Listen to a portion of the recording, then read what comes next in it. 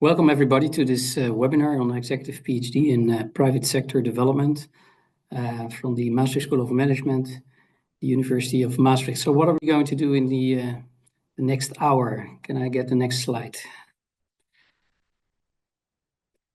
So the agenda for this hour is first a small introduction of the Executive PhD program in Private Sector Development, a little bit about some additional information and research focus, our expertise in the field of private sector development, examples also of existing PhD students on chosen research topics.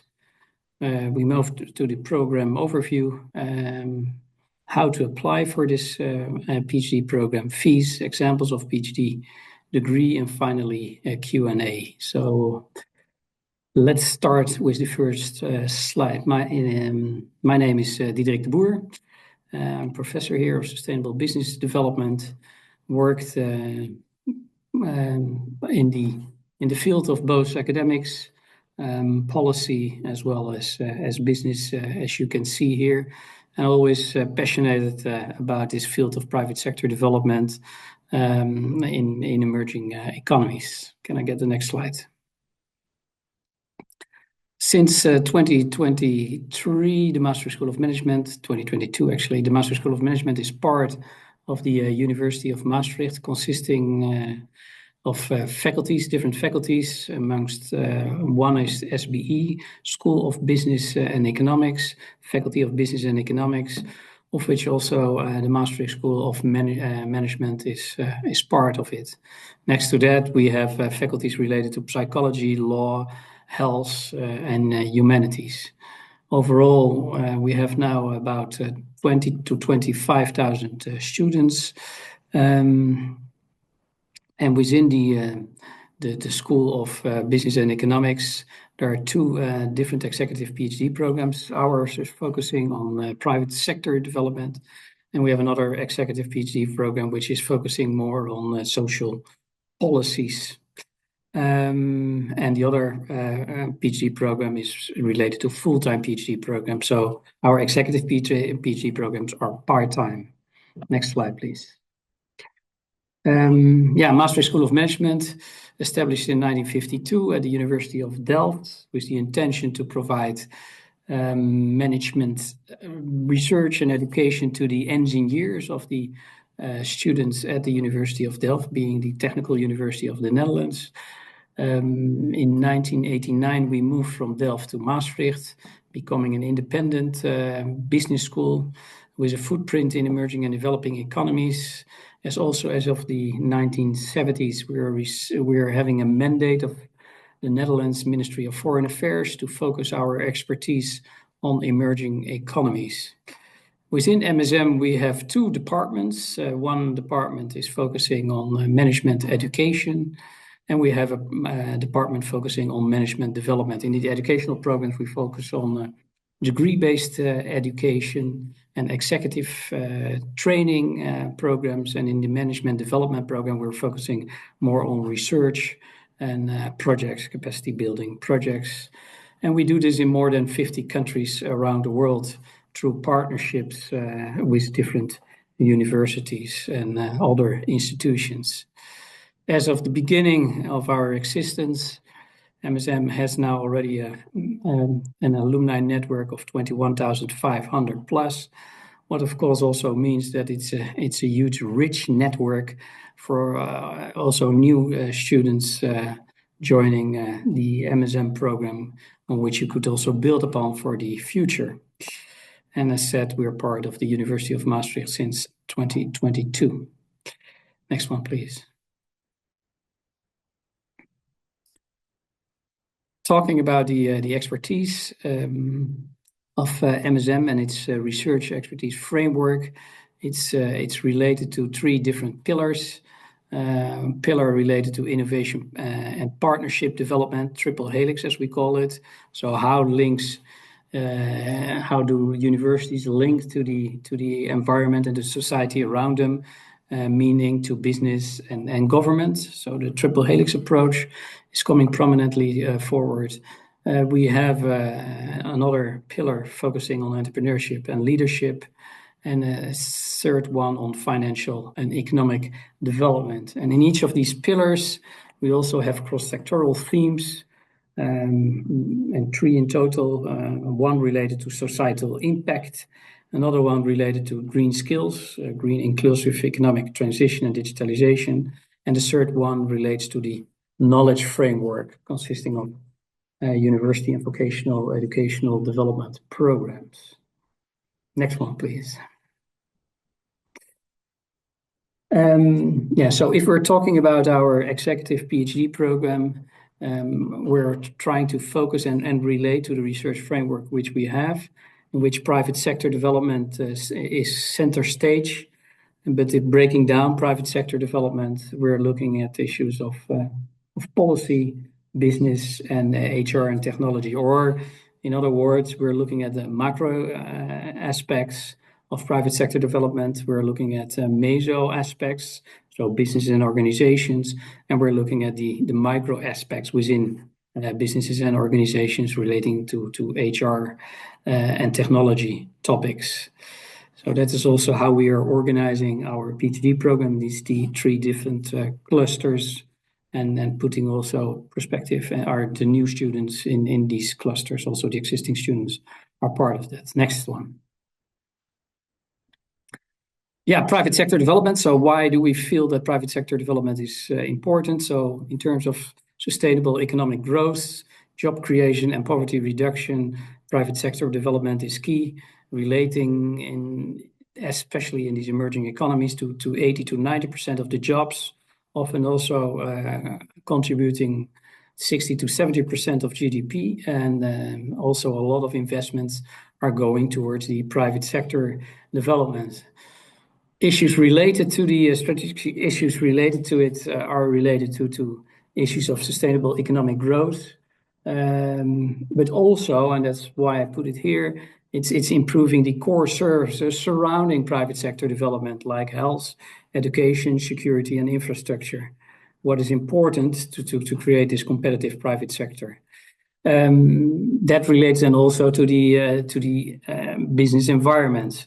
So how can we create sound policies reducing trade barriers and ensuring that we get profitable and fair value chains?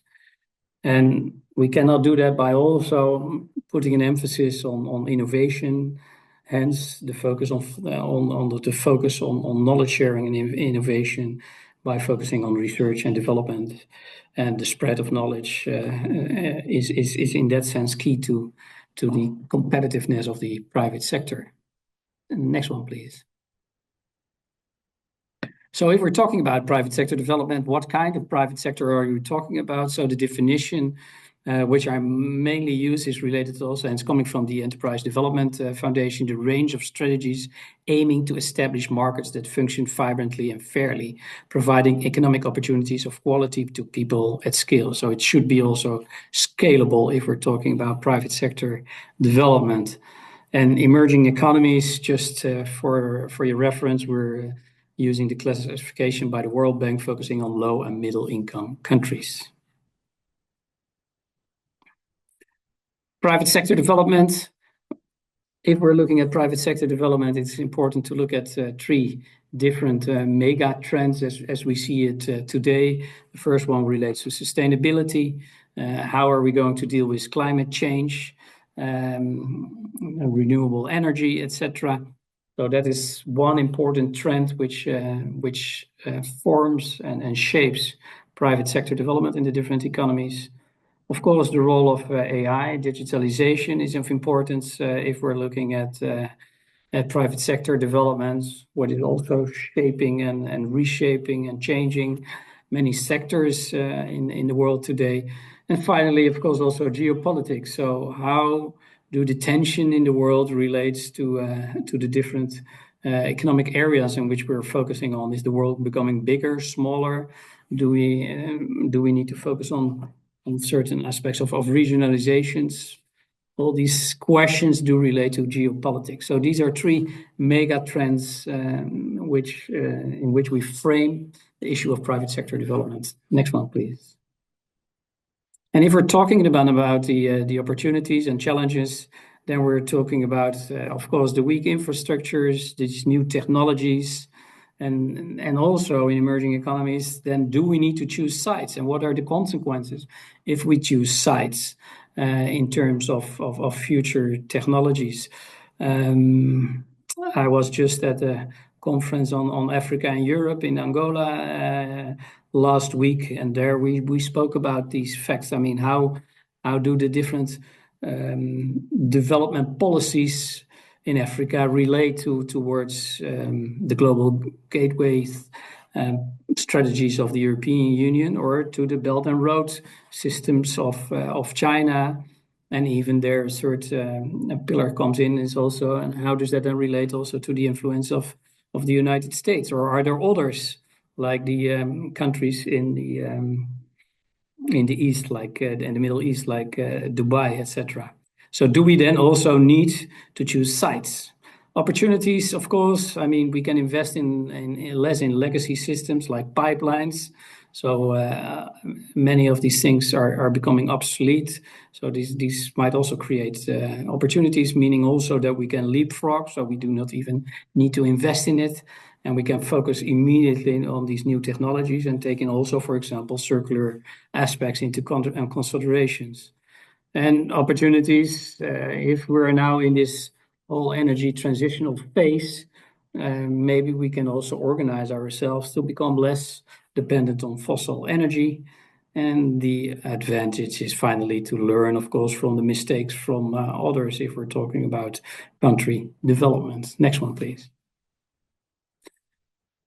Yeah, I think if we're looking into these things, into development overall, it's important to look at the different horizons and how that relate to transition in the future. So the first one relates to the fact that everything remains the same, right? So sustaining innovation keeps the lights on and maintains status quo.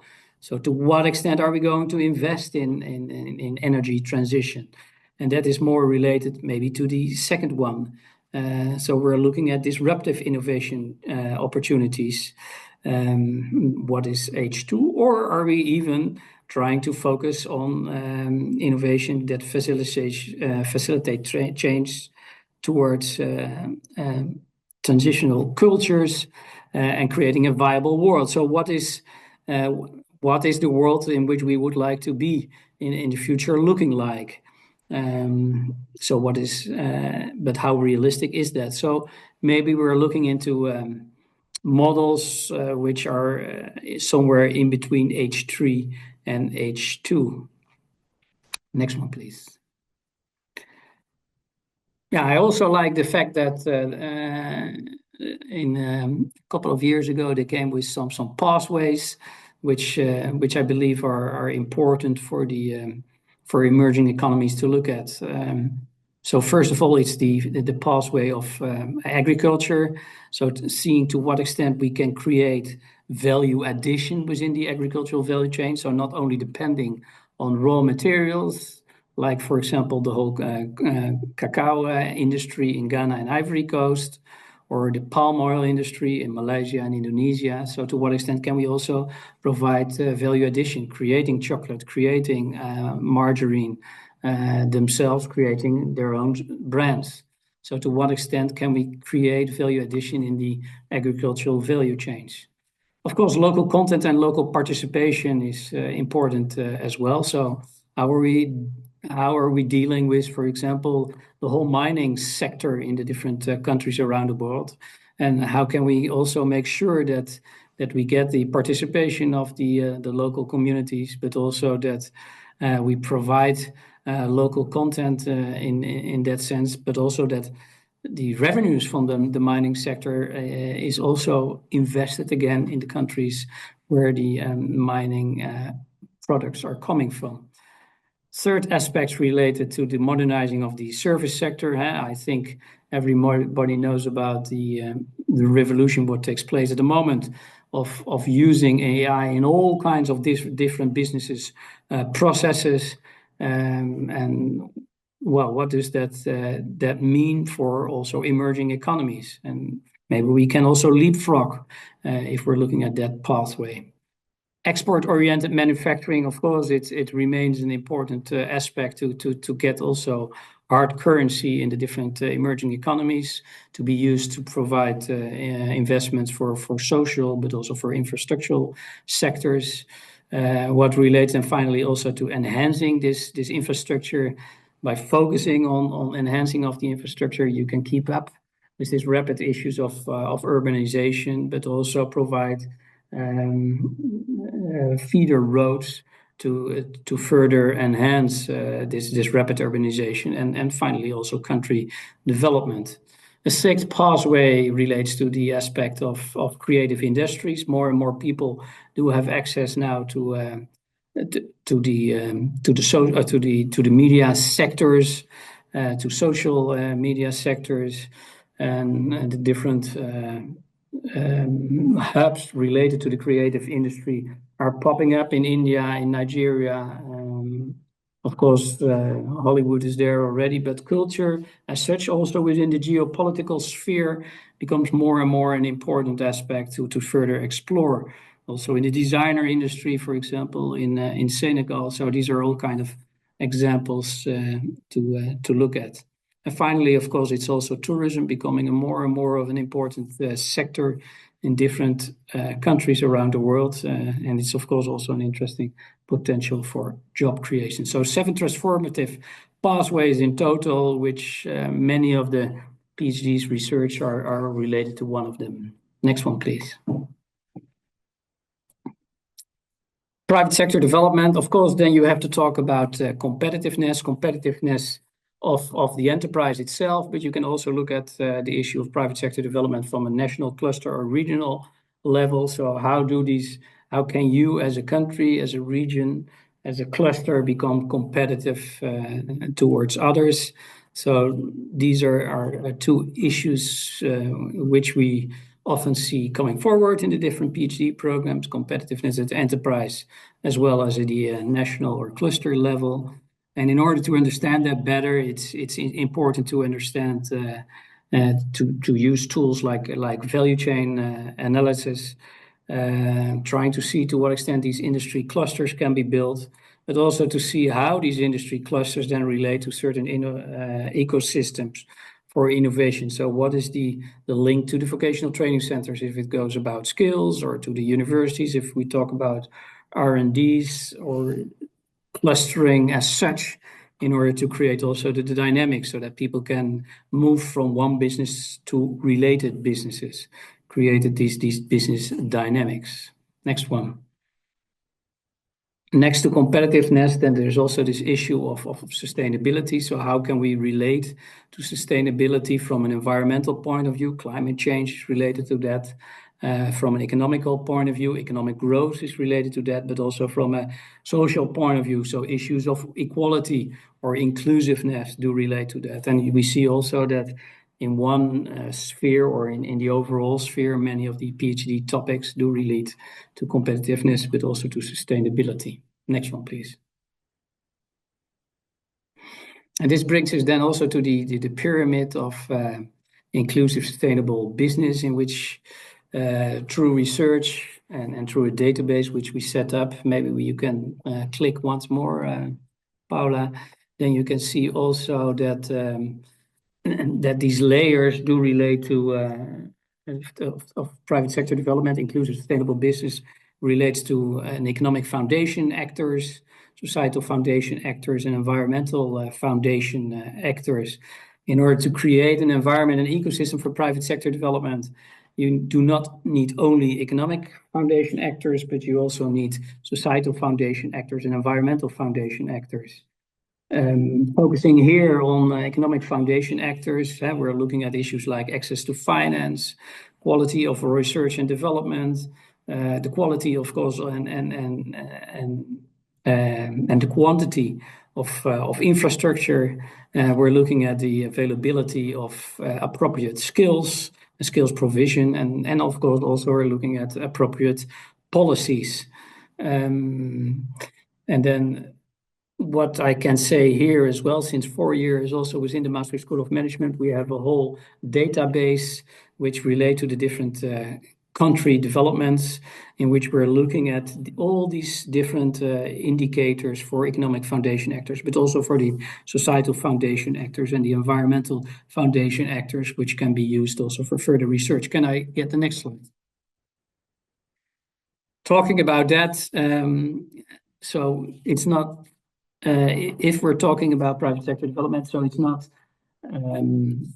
possible to look only at economic foundation actors. Also, societal foundation actors should be taken into consideration. If there is no security in certain countries, then we know already from research that it hampers, of course, private sector development, the economic foundation actors enormously.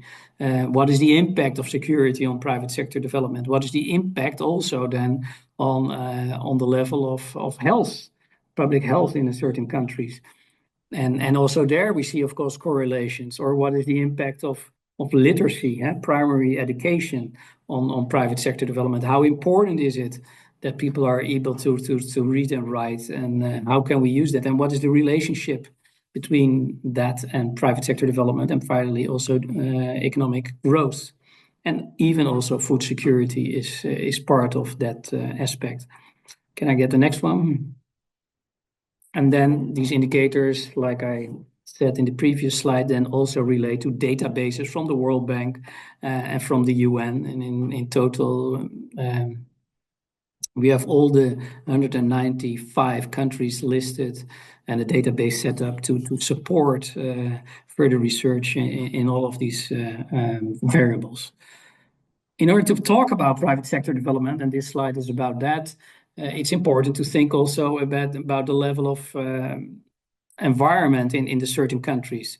So therefore, we looked into the environmental performance index of Yale and Columbia, which they set up, and they looked at almost all countries in the world, and they came up also with these environmental performance index divided into issues related to environmental health, climate change mitigation, and ecosystem vitality. And yeah, also there we try to see what is the impact of having these environmental foundation actors in place, and what is the quality of these environmental foundation actors, and how do these environmental foundation actors relate them finally to private sector development, inclusive sustainable business, and the economic foundation. So these three layers are crucial for thinking about private sector development: environment, societal, and economic. Thank you. Next one. So thinking about these layers are important, but to get a better overview, one of the tools often used is also the approach of global value chains. So also by looking at this issue of global value chains, we can get a better feel also of the different institutions supporting simple value chains, like we see on the left side, where we look from input suppliers to the farmers, to the traders, and finally to the consumers, to the more complicated one on the right, where 3 different countries are involved to get certain products on our tables or in our houses. But in all of these value chains, it's important to understand also the governance of these value chains, and how that relates to issues like skills, like R&D, like policies, and how that further and standards, of course, and how that further shapes also the possibilities for value addition, upgrading, as you call it, in global value chains. And this gives always a great insight of where the different values in the different countries stays behind, and who benefits most from the different value chains around the world. So this issue of value chain analysis is an important tool to understand better private sector development. Next one. And finally, it's important to understand private sector development also from this triple helix. These are 3 different helixes point of view. So from a policy point of view, the government, ministries, municipalities, and provinces. From a civil society point of view, charities, universities, media, and of course also from a profit, from a business point of view, like we seen here in these green balls. And as of 10 years now, again, industrial policy, because that relates also to this triple helix thinking, or BSM, business society management, comes forward in this picture, because alone as profit sectors or non-profit sectors or government sectors, we cannot reach our goals. So it's much more important to relate to each other. And also the Maastricht University is famous for that, having 5 of these different campuses related based on this triple helixes, where we have a focus on health, where you have business companies related to health. We have the university, and we have also the public hospital working closely together. We do that in the chemical sector, in the agricultural sector, and also in the data science sector. Next one, please. And finally, that relates then to this slide, and where on the left side you have the competitive resources coming in. To what extent is your institutional environment on the right side on par? To understand better where you are in terms of countries, regions, or clusters, or businesses. You have this value chain, and to what extent do you relate then to your competitive resources, cheap labor and good climate, or good policies on the left and on the right side. So therefore also these partnerships on the left and the right side of this picture, depicting a little bit how private sector development focus is looking like. Next one. So finally, in a nutshell, this is an example of research topics which we focus on. So we have focuses on issues related to economics, but also to management and to business. And that is also reflected in the type of research we do. We do quantitative research, we do qualitative research, but also many students are looking and using mixed methods. So using both quantitative and qualitative methods. First one is focusing on the use of robots, relating to our cluster on technology. The second one is related to issues of microfinance and poverty reduction. That's more related to the macro level policy issues. Economic inclusion, also the policy issues, smart manufacturing, apparel, and textile, and the interplay of digital transformation, again on the digital aspects in Vietnam. Dynamics between public policies and private sector development, fostering societal change in emerging countries, the case of the aviation sector. I think that's also related to policy, but also at the business level. So how do these different airports play a role in the aviation sector? How do scale-ups create, develop, and manage micro-enterprise networks to expand their value chain? This is a research we're doing by students in Egypt, so related on the meso level, on the organization and business level, and finally currency risk in private equity. What is again related to financial research, more at the macro level, but also related to investment firm, so also at the business level, a little bit, but the interplay between policy and business is coming forward. This is just an example of what kind of research is going on at the moment. Next one, please.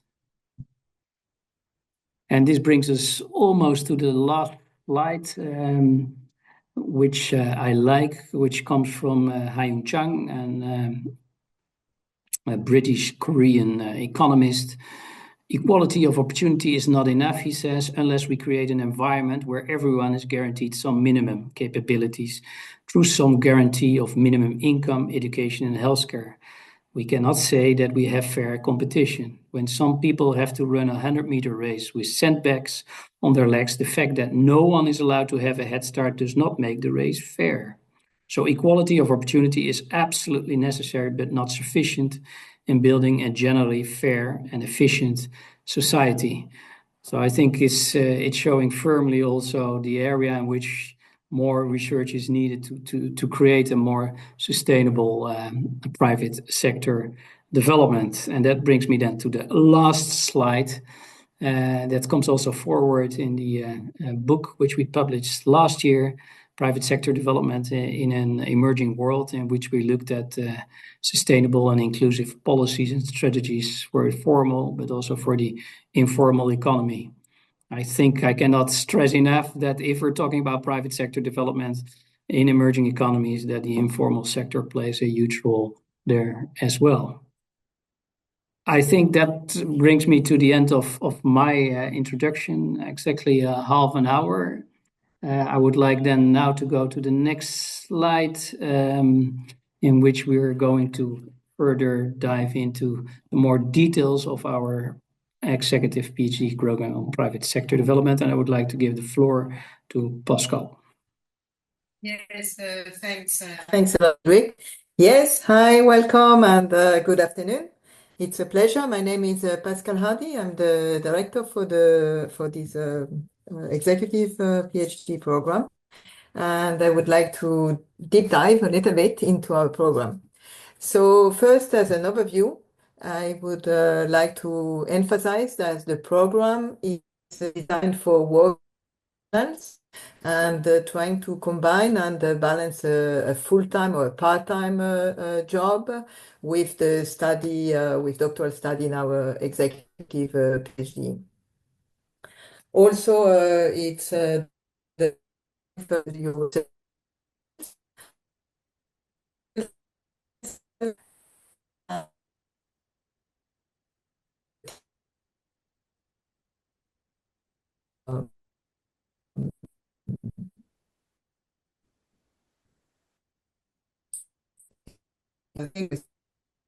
research community, very based, and so it would be our pleasure to an invitation to collaborate across sectors and countries through our research community.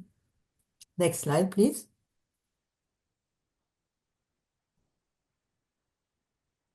Yeah. Okay, this is an overview of the program. It's based on 4 years and 4 stages, and we will deep dive as well year by year what is expected. It's a blended program, and we start always in September each year. So maybe next slide so that I can a little bit deep dive into the. Yeah. So the first stage run between September and February and encompass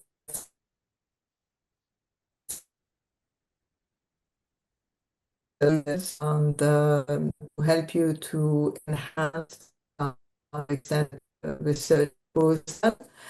And it will encompass 3 workshops. 2 will be online, 1 on campus. So the on campus usually is in September at the beginning. And then we have online with the RMS, with the judgment and skills. And this RMS has also defense.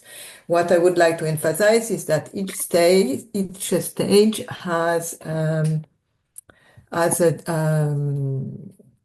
pass or fail to go to the next stage. So this is very important to really commit to your studies.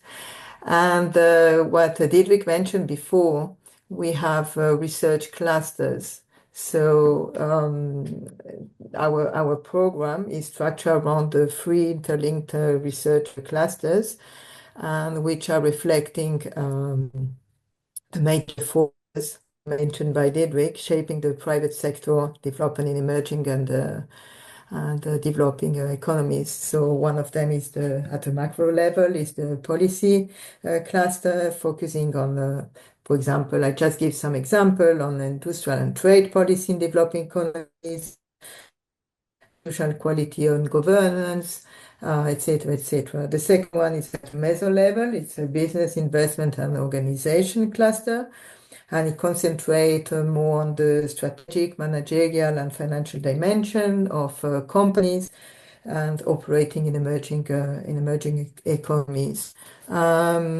Some example of key themes could be investment partners, corporate governance, and financial inclusion, could be organizational behavior, culture, and leadership. And finally, the third cluster is at micro level. It's a technology, innovation, labor, skills, and skill clusters. And it explores how technology and human capital shape productivity, employment, and competitiveness. Some key themes could be digital transformation and industrial upgrading, innovation system, and technology diffusions. And finally, so the stage one, the conclusion of stage one is the defense of the extended research proposal. That's in February 2027. Next slide, please. Yeah. So stage two, after successfully defending the extended research proposal, then finally there will be the assignment of a supervisory team, usually two supervisors, one supervisor and one co-supervisor, and you will move to the development of a research framework. Something that you should take in mind, the final product or the final product of the executive PhD is to produce 3 papers. So this research framework will help you, will define the basis, but also starting to shape a little bit in which direction are you going to work on your papers. The stage 2 encompasses 2 workshops, 2 on campus. Here in Maastricht. And of course, then it's the end of stage 2 is defined by the successful defense of the research framework. Next slide, please. So year 3 or stage 3.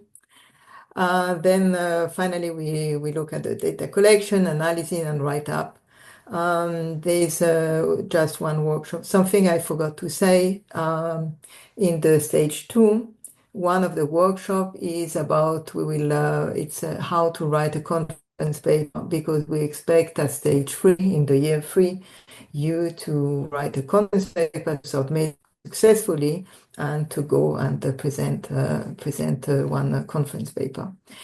The workshop at stage 3 is how to write a journal paper.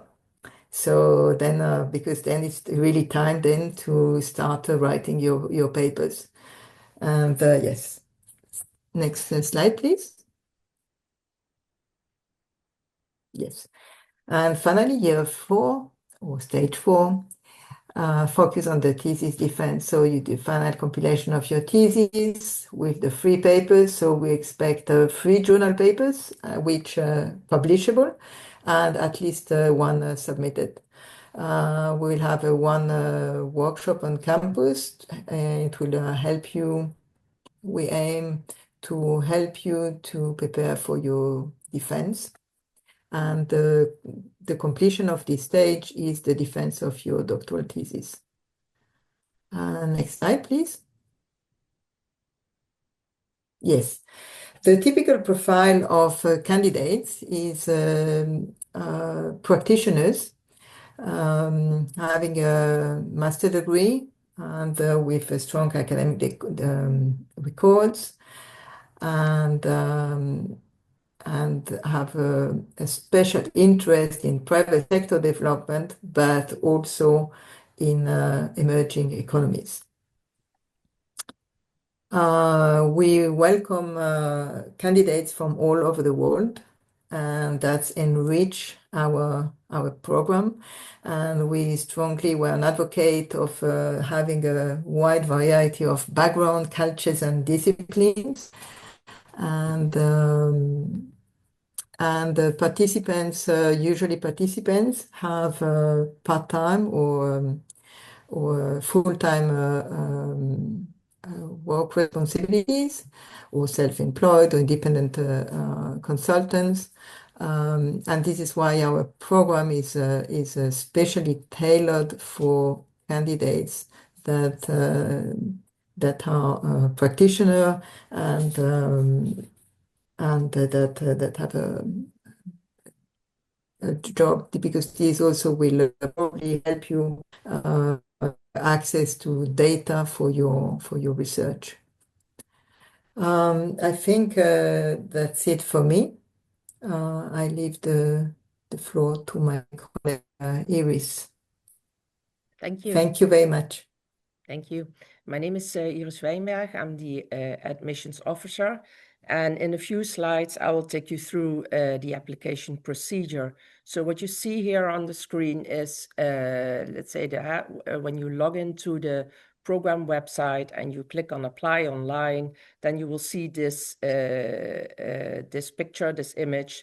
And from there, you can start your online application for the executive PhD. The application deadline is the 1st of March 2026. And please keep in mind that we only accept application through the online portal. So please don't send anything by mail. Please make use of our online application system. Then on the next slide, that will bring me to the application requirements. You will see here a list of all the application requirements. They are all clearly listed on the program website, but I'll highlight a few. You need a completed master degree. We look at your proof of proficiency in English. What is also very important is that you have at least an intermediate level of research experience. What we also would like to know is if your employer is supporting your studies, because sometimes, you know, employers invest in flexible working hours, or we also would like to know if you have access to data and all sorts of things. Of course, we will ask for a motivation letter, and then the most important part of that application is the what we call the expression of interest. And the expression of interest listed on the next slide, you will see what we are asking there. It's, let's say, a preliminary research proposal of about 3 to 4 pages, where the introduction to the study is mentioned, the literature review, the methodology, feasibility, and of course also all the references you are using to write that expression of interest. On the program website, you can download the format, the template for that expression of interest. Then the next step will be the reviewing of the applicants. So we will start a reviewing process after the application deadline. So after the 1st of March, then we will start that whole process. The first assessment is all the application documents will be checked. If everything is received in good order. If something is missing, then I will contact the applicant to ask to upload or send the missing documents. Then the next assessment will be done by the Board of Admissions. And looking at the timeline, then candidates who are selected for an online interview, they will be contacted by April 2026. And then we plan the online interviews for May 2026. And after that, the final decision about selection will be taken.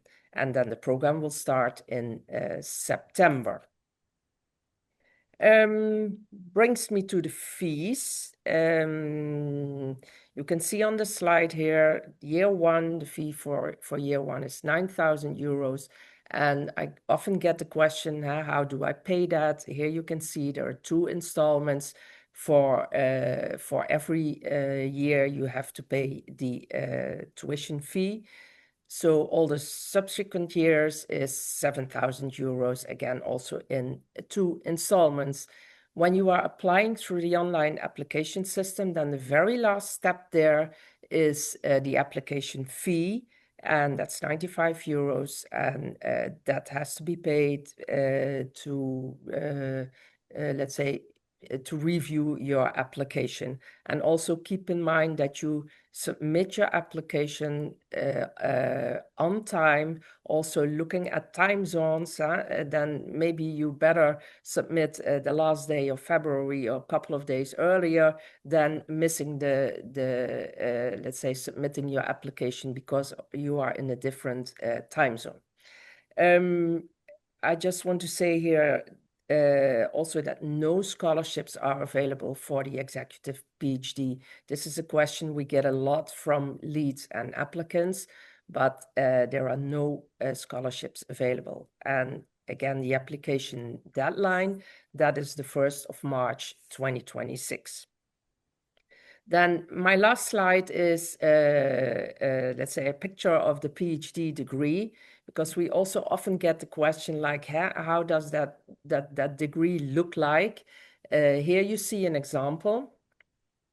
So it's not mentioned, like executive is not mentioned on the degree, also not like online, that's also not there. Here you see an example of the degree, your name, the candidate's name is mentioned there, the title of the thesis, and of course the name of the university, and all the signatures are on that PhD degree.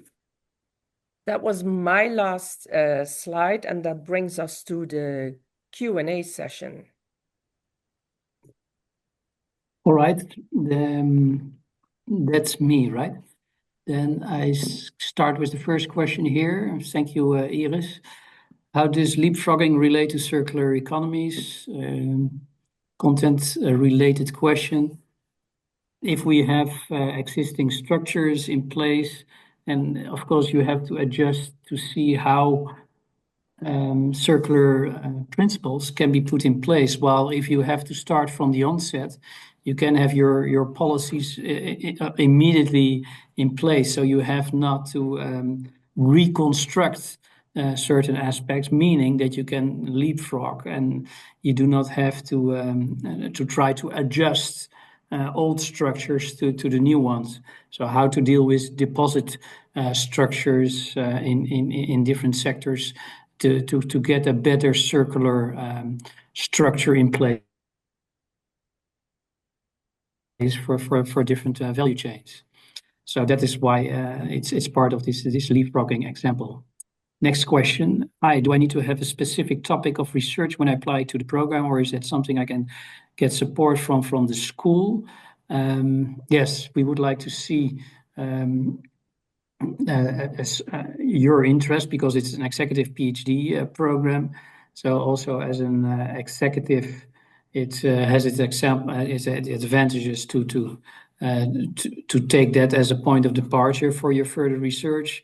And also being an executive, you have the advantage of making use of data sets and examples, which otherwise are more difficult to obtain. And that's what we see a lot also in the topics chosen by the different executive PhD participants.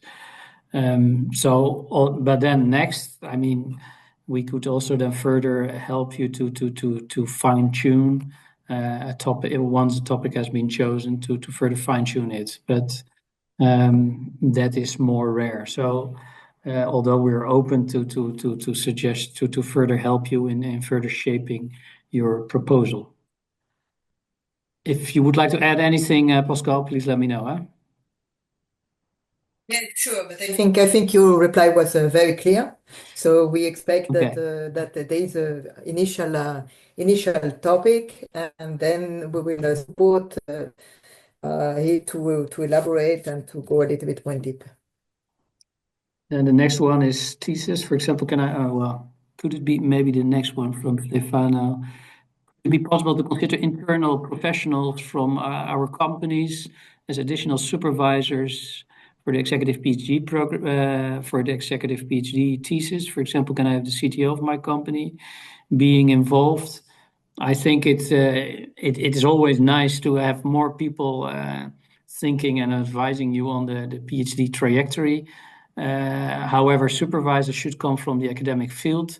I think, as explained already by Pascal, we're looking into 2 supervisors which do have had and do have experiences in supervising previous PhD candidates. But as an advisor, I think it would be helpful. Then the next one, if I have, no, it's gone. Oh. Okay, next one then. Are those 7 pathways fixed? I work in the maritime industry in the energy transition part of the business, and there are a lot of topics to research there. No, they're not fixed. And of course, this is also a certain framework of looking into transitions. And there are more, and you can also relate to the issue of definition. And what you see here, I do recognize that maritime industry, energy transition. Of course, there's a lot to do and to say. Relates to value addition, relates to climate change. So perfectly fine to me. Next, do we need to publish our research paper in order to complete the program? Pascal? Yeah, sure. As I mentioned in the few slides I presented, you need at the end to get your degree, you need the free publishable papers, and 1 should have been submitted. Yeah. Then does the US8 model still apply, considering that the implementation teams have been disbanded? I do not know what Miles is trying to ask here. And I apply for what? I mean, apply for your research, apply for being a system of research. Is that your question? And if that's your question, I'm trying to look at it. I mean, so what can we learn? I mean, research is related to tangible aspects, right? Case studies might be fine. So what can we learn from the USA model in the different countries? And if you can still trace people who work there, if they all have been disbanded, then it could still be considered to being a research topic. Next one, I'm completing my master's degree at KMCM with my thesis defense scheduled for next Tuesday. The application deadline is March 26. If I don't receive my office degree document before then, will I miss the deadline? Iris, Pascal? Iris, probably. Yeah, I think, Nara, you can apply and, then upload all the transcripts you already have. And also, like for a thesis defense, there will be that you passed the thesis defense. There must be something like a transcript, and then that official degree, we can see then that you upload it or send it later. Right. Next question is about property right and the 7 transformative pathways. So these transformative pathways is just also trying to have a kind of framework, but it's we're not tied to those pathways, and issues of property rights. As that is the question, to what extent is there a role of property rights in these transformative pathways? Definitely there is, because I mean, if we're talking about innovation, and I think innovation is an important role of private sector development, then innovation relates often also to issues of property rights, and then it becomes interesting to see how that have an impact on development.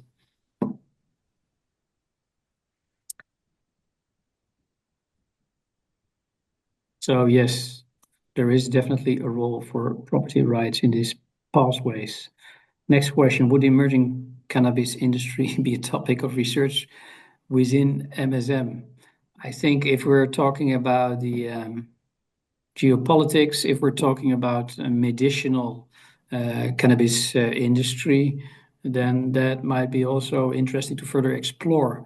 I do not know a lot about it, but I know there is a market. I know it's part of private sector development. So I would say, why not? If there is a link also with the emerging markets, I think then would be advisable. Yes, please, Pascal. Yes, no, you said if it's relevant to emerging markets. So I want.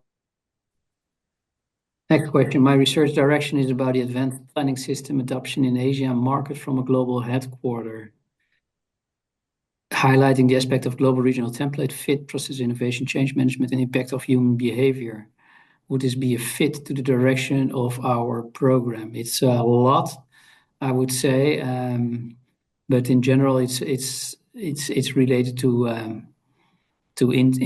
aspects at the organizational level, and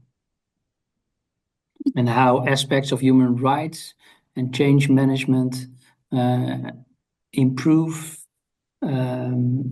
planning systems for a certain firm. And I would say that's of course also then important to explore and to understand. It's a little bit written down here in a very condensed way, but I believe that it should be possible. Next one. Will it be possible to have access to previous PhD publication for reference? Pascal, Iris? What I Yes. can say. Yeah, go on, Go Iris. ahead. Go ahead. No, what I was going to say is that there is a database. There is with the published, and there is also some of the work has been published in journals. Um, so of course the paper published in journals are full access. Yeah, and And okay. Iris, maybe you wanted to add something? Yeah, what I want to maybe can add here is that also on the program website, there is a button with it's called candidates. So there you can also see the topic of some of the candidates who are in the program at the moment. Okay, next one from Hassan, Iris. As I already told in the presentation, Hassan, there are no scholarships available for the executive PhD candidate. And then the next one from Hassan. And also that second question, that's also clearly stated on the program website that candidates in the executive PhD program are not employed by the university. Next question of Hassan. That's an MBA of 2025 and an MSc if that meets the requirements for admission. Again, and completed MBA is one of the admission requirements, but as you look at the list, the admissions board really looks at more than only the master. What I said also, like a certain level of research experience. That's also very, very important. Of course, they look at your CV and again at the topic. So I would advise Hassan to really have a good look at all the admission requirements on the program website. A question from Datsun Guyen. Knowing the supervisor will be assigned after stage 1, where can I find potential supervisors, their research interest, publication? Can you share the link for this? Where can I look it up? Iris, Pascal, what can we say? Yes, on the website of SBE, there is a list of professors, so a full list of professors. But where can they find it? And do we have a link from our website, Iris? Maybe you can say something. I don't have an immediate answer to that. Maybe Pascal has that. I think answering as a general answer, Maastricht University at the School of Business and Economics, there is a website with a list and interest of all professors, academics, and faculty of SB. Okay, so you look at yeah, that can be found then at SBE, School of Business and Economics, Yeah. and there you can look at the faculty, and Yeah. there you can find the different supervisors, because we relate, of course, to faculty from the whole university. And besides that, we have also our associates, which are coming from outside the university, depending on the different topics coming forward. And I can take the next question. That's somebody who applied for 2026, and application, as soon as you submit the application, then you will get a confirmation. And what I showed in my part of the presentation, you could see the next steps. So the reviewing process will only start after the application deadline, which is the 1st of March 2026. Next one, would you consider focus on sustainable accounting and governance in private sector development in emerging economy as an appropriate area of research for this doctoral program? Yes, I think so. Right, Pascal? Yes. Needs to be a focus a little bit, go a little bit more, get more insight, but in principle, yes. English language is the official language in Nigeria. Next question from Kenneth. Do I Then still require proof of English in language? No. No, native speakers, they don't need a proof of English proficiency. Next one, Iris. Yeah, the next one, they're asking the PhD diploma in English. The official PhD degree is in the Latin language, and it's not in the English language. So we don't have an example of the text in English. It's in the Latin language. But not the whole diploma, right? I think there is also text in English. The example I showed is completely in Latin, but maybe there is also a supplement or whatever which is in English. Next one.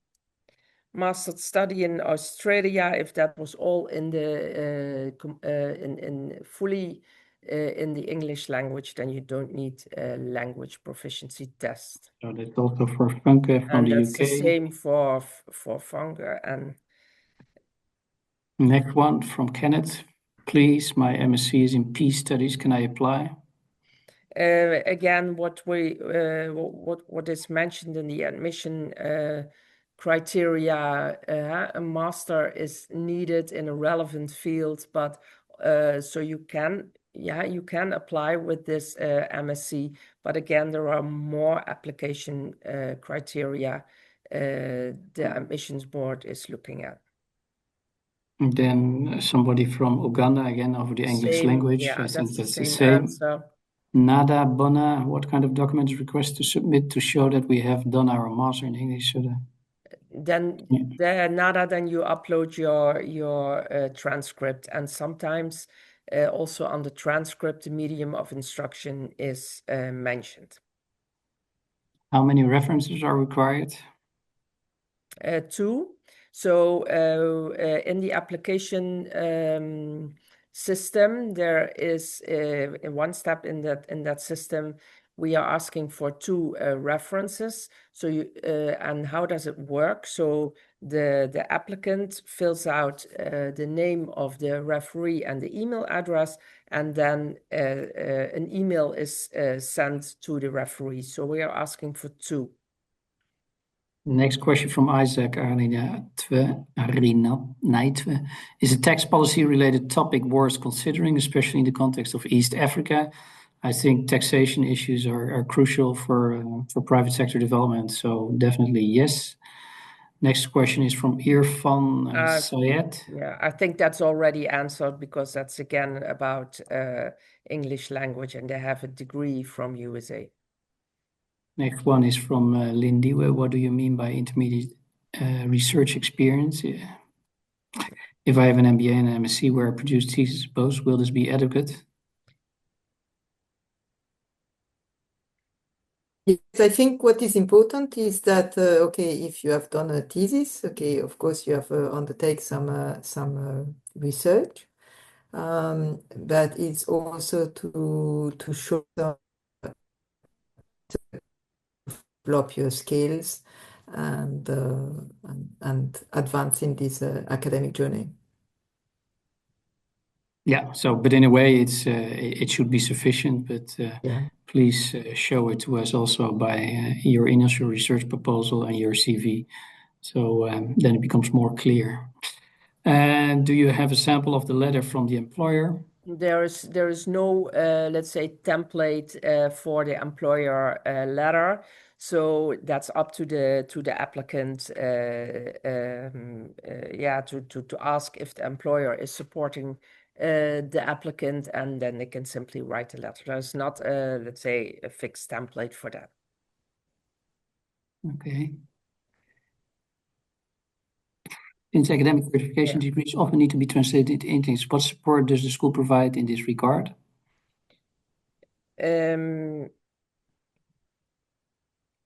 If it says applicants who are native English speakers, then I assume that your degree will also be in English. Also, I think. But otherwise, I don't think that we support that to translate the documents, correct?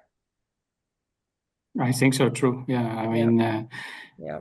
We don't do it, but do we require that then that they're translated into English, Iris? I'm not sure about that either. So, I mean, yeah, maybe don't make too much fuss about it. So provide us then with your original documents and write something yourself in English, and then we can check your university credentials. Yeah. A question from Eugenia Okiere. Is a topic such as this worth considering evaluating donor-funded programs for institutional strengthening and investment for climate reform? Yes, it is. Would be happy to see it coming forward. Next question from Funke Amobi. Are you happy with notarized certificates? Yes, we are. Yep, that's okay. Yes, that's okay. Then I think those are the questions, right? Q&A, anything from the chat, or this is it? As far as I can see, I think this is it. Paula, Michaela? Yes, this is it. All right. I think we can close. Then I would like to thank everybody for participating in this webinar, and I hope we could help you in further shaping your ideas about an executive PhD program. We're looking very much forward to your applications, and if you still have questions, please feel free to reach out to the team, and we will be happy to provide you with the required information. Thank you once again for listening, and hope to see your application coming. Thank you. Thank you.